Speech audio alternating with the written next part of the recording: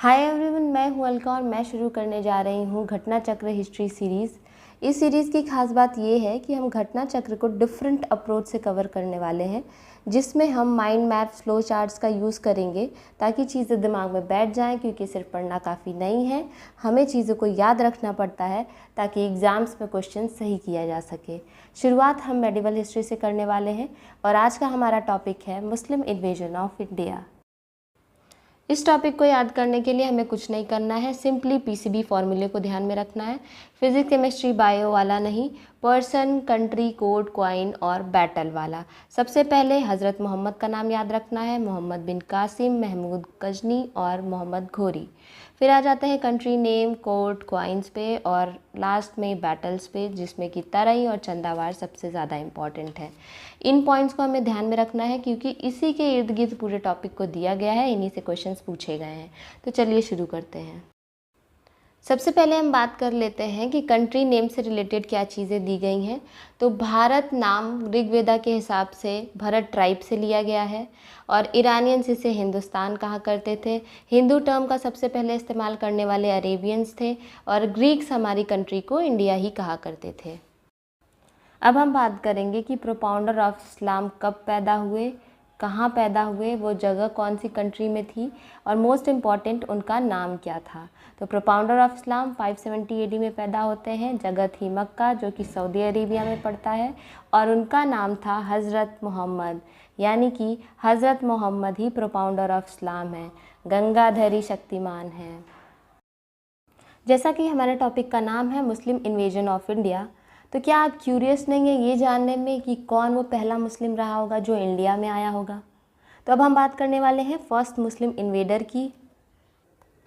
वो कौन था, कहाँ से आया था, उसने कब अटैक किया, कहाँ अटैक किया, जहाँ अटैक किया वहाँ के राजा का क्या नाम था, ये सब हमें कैसे पता चलता है, इंडस कंट्री के कैपिटल का क्या नाम हुआ करता था, ये सब हम जानने वाले हैं।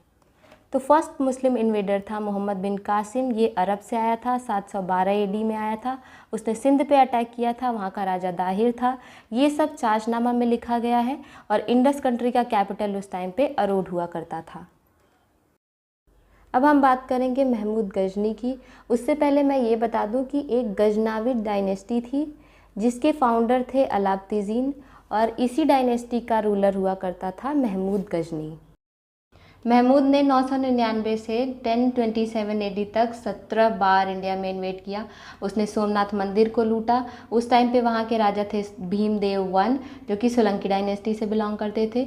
Ghazni also invaded Chandelas. वहाँ के एक रूलर थे विद्याधर, जो ऐसे इकलौते हिंदू रूलर थे जिन्होंने सक्सेसफुली रेजिस्ट किया था मुस्लिम इन्वेजन को। अब हम बात कर लेते हैं कि महमूद गजनी के कोर्ट में कौन कौन इम्पॉर्टेंट पर्सन थे। सबसे पहले उतुबी, ये कोर्ट हिस्टोरियन थे। इन्होंने किताबुल यामिनी लिखा था। दूसरे थे फिरदौसी, इन्होंने शाहनामा लिखा था। इनको होम ऑफ ईस्ट का टाइटल भी दिया गया था। तीसरे हैं फरिश्ता, इन्होंने तारीख़ फरिश्ता लिखा था।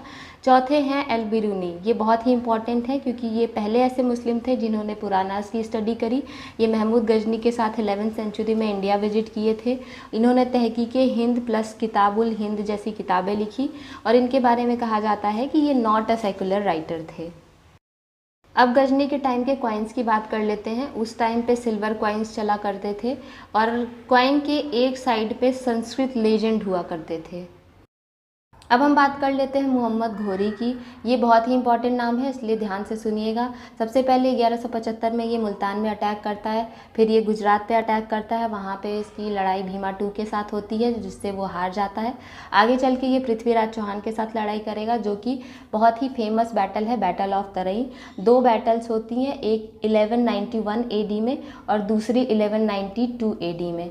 जो दूसरी बैटल है वो बहुत ही इम्पॉर्टेंट है क्योंकि इसी के बाद मुस्लिम फाउंडेशन रख दिया जाता है इंडिया में, यानी कि मुस्लिम पावर अब इस्टेब्लिश हो जाता है सेकेंड बैटल ऑफ तरई के बाद। आगे चल के इसकी लड़ाई फिर जयचंद के साथ होती है 1194 में, जो कि फेमस है बैटल ऑफ चंदावार के नाम से।